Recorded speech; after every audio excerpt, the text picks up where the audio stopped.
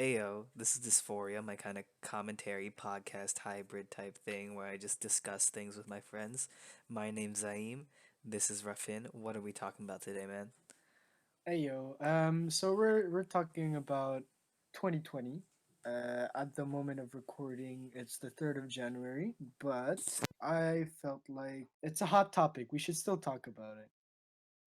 Exactly. And specifically, I think the part that really concerns me, I don't know about you, but for me, and probably the majority of the population, it's the mental aspect, the mental strain Mm, of the entire year because it's been a hmm. doozy of a year, bro. I don't mean to bring out my Yeah. white person speak, okay?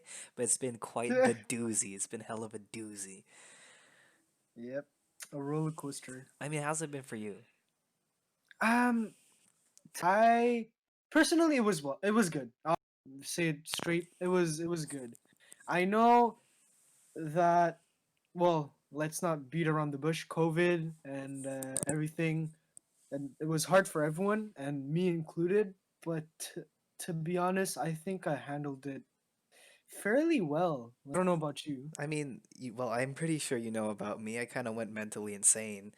Oh, So, yeah, I guess. so like, it's interesting to have the contrast though. Like someone who, Mhm, you it know, two is. people in a similar environment, two people in a similar age group. You know, I'm 15, you're 16, and Mm-hmm. we had drastically different, like polar opposites when it comes to Yeah. the experiences that we had. You said you enjoyed it. I remember, um, like we were having a conversation the other day, and you said how like it allowed you to like flourish socially, essentially. Mm-hmm. I think what I meant, I don't know if I said it correctly, but it was more that I okay.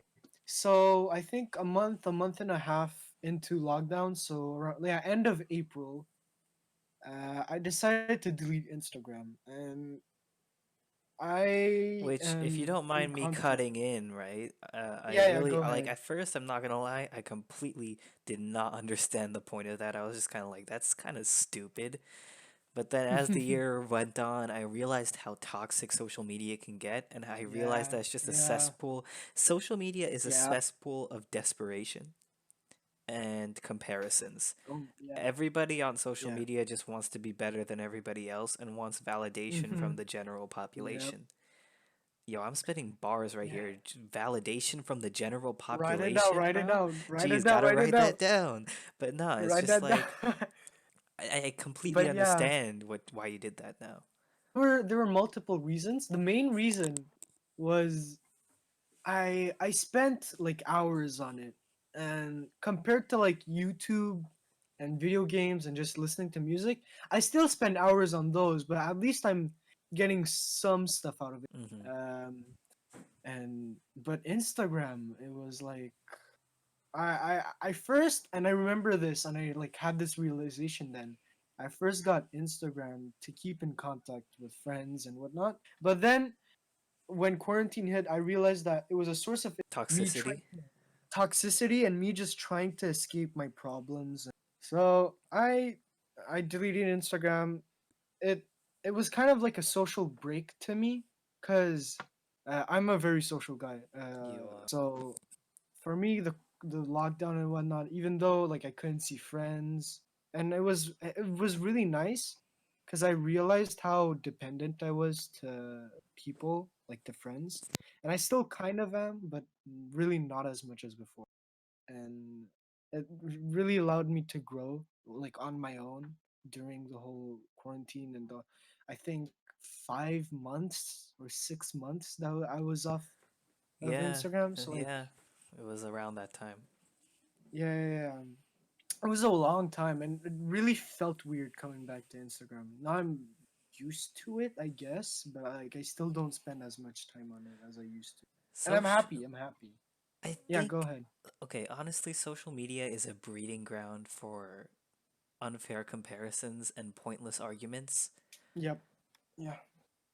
And I say unfair comparisons because you literally end up like from experience. I know I can like initially I remember when they give like mini seminars in school about about the effects of social media and all that. And I think it was so stupid But then Mhm. as I got older, as I got older, within the span of a year or two, I realized that what they're saying is true, man. What they're saying Yeah. about how you subconsciously start comparing yourself to standards that no normal person can reach. Mhm. Like I remember there was just a picture of Billie Eilish walking out of a car and people started body shaming her because I don't know, she looked like a normal person.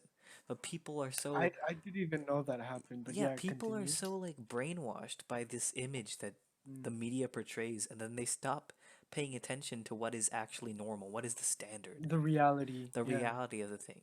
Because if these Yeah. people that we put to such a high standard, that we put on a pedestal, Yeah.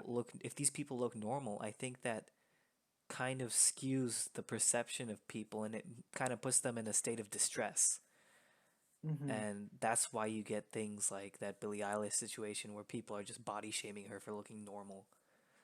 Mhm.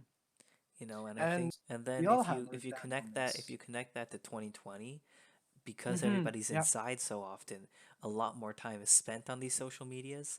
And because you're Mhm. isolated from everybody else, I feel like you kind of lose that sense of reality that grounds you normally.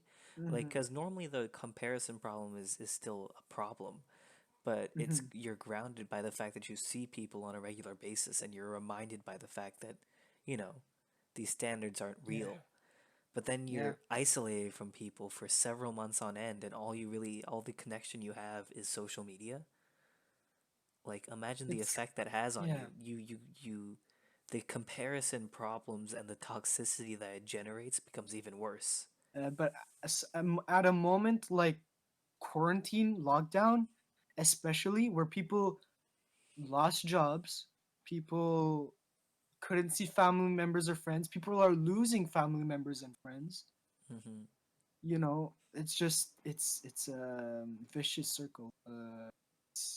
It's just of pain and suffering and toxicity. It's Jesus, dude. oh yeah, I know it kind of sounds very depressing, That was like I was like it's pretty toxic, and you're like it's a vicious cycle of pain and suffering. but Like, it is. You're literally harming yourself. You're tormenting yeah, yourself for what? For no reason. I mean, I mean yeah. I'm sorry to be so direct, but it's kind of what it was. Yeah, I mean, if we just expand a little and just talk about like the mental effect being isolated and quarantined can have on someone, it can be a Hmm. lot, depending on the Yeah. person you are. I know some people who are just like, "Oh my God, I couldn't see my friends." And that broke me. I know, of course, I also know some people who had no problem with quarantining, and Hmm. they don't make a scene about it. Yeah, like us. I mean, not for me. For me, Oh well, quarantine yeah. was, We'll talk about it actually. Go yeah. ahead. I mean, for me, quarantine was pretty bad. Cause Mm. honestly, I talked about this to you earlier, like a few days Mhm. ago, but I spent Yep. my entire life analyzing each situation I'm in. Cause, Mhm. in first grade, I think that's when I realized, like, okay, the world is based on a network of connection and social interaction. So if I can master social interaction, if I can master social cues, if I can understand all these things properly, I should be set for life because that's what people are based off, their connections with each other. And so after that moment, after that realization I had, I started, instead of living in the moment, living in the reality of things, I started focusing on each interaction I had and the objective truths that I'd get from them. And I just compile that information into applicable knowledge. Mhm. And so going into high school, that's when I first saw like teenagers being teenagers, and I realized, Mhm. like, outside of cartoons and stuff, because my mentality was that they're just edgy kids because that's what they are in cartoons. But That's then what they're depicted as. yeah, Yeah. exactly. So I expected that's what I'm gonna become, and that's what these people are.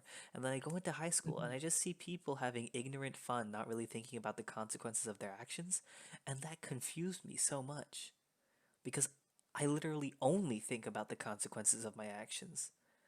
Mhm. And so, but I dealt with it. And I started learning and learning and learning and learning. And then I go into quarantine where everything is shut down. And all I'm Mhm. left with are my own thoughts, which are, there are so many of them that I can't even express them no matter how long I talk Mhm. for. Um, and I'm left with my own thoughts and I can't analyze anything anymore. So I'm just sat there kind of malfunctioning because all of the Mhm. data that I had, all of the things like my whole concept of if I understand social interaction, I understand life is gone now because there is no social interaction and I'm still Mhm. expected to win at life. Yep. And it was just horrible. I malfunctioned, I completely shut down, and I started going kind of insane. And that's when I really learned more about myself, the Mhm. negatives and the positives. That's when I found myself. And that's the most positive thing I can say about 2020. I found myself, but it was a torturous and treacherous road to get there. Well, yeah, well, that's the way to do it. It's no pain, no gain, that's the saying. Yeah, And that's just on the mental side. Social interactions were so limited when I had no social interactions, I had to find something to occupy myself with, right?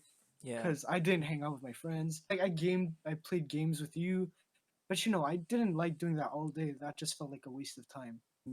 Yeah, but I found myself doing other stuff, like learning how to cook. I mm-hmm, didn't know to cook that much, and then I started to learn to cook.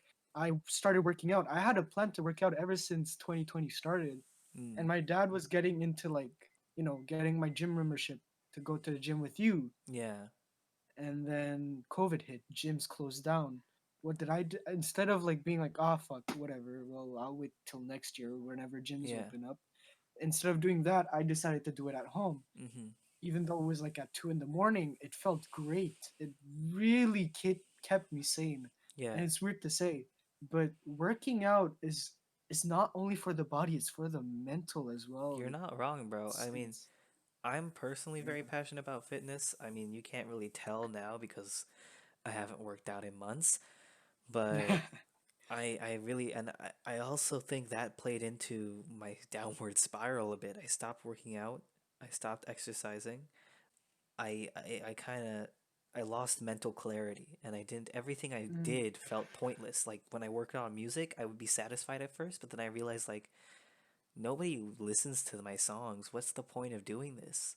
And I still feel a little bit of that. Like mm-hmm, as I'm talking right now, I'm like, why am I doing this right now? Nobody's gonna listen to this when it comes out. I'm gonna put hours of mm, work into editing this, and it's gonna be for nothing. And I realize that that voice in your head, you have to get over it. And mm-hmm, mm-hmm, 2020 amplified that voice in my head because you can't see the physical results of what you're doing. You can't mm-hmm, go outside and someone tells you, "Hey, you're looking good today." When you like worked out the last night and you thought you looked good, you know?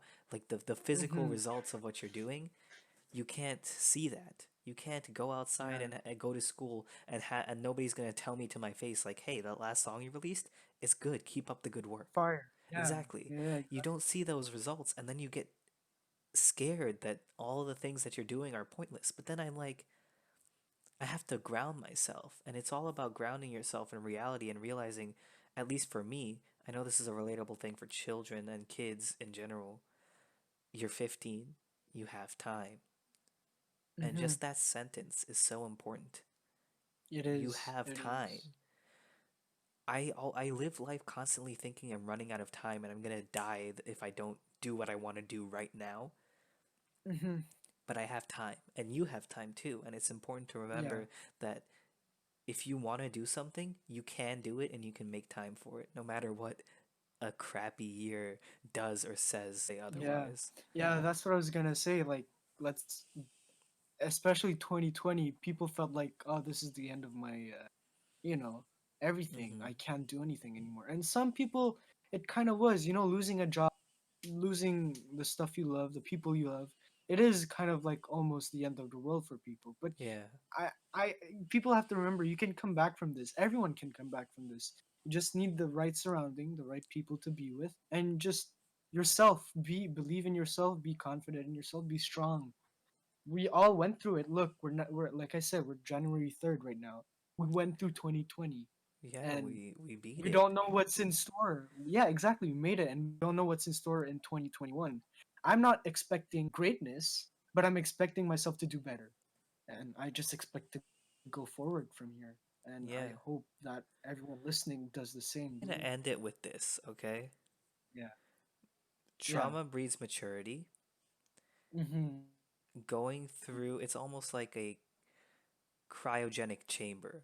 You go through it and you come out, hopefully, a different person in a different environment. So think of 2020 Mm-hmm. as that cryogenic chamber. You go inside it, not really knowing what's going to happen when you come out, but being hopeful of the new environment you've been put in. Yeah. And the whole trauma breeds maturity thing, it's something that I say a lot because it's true.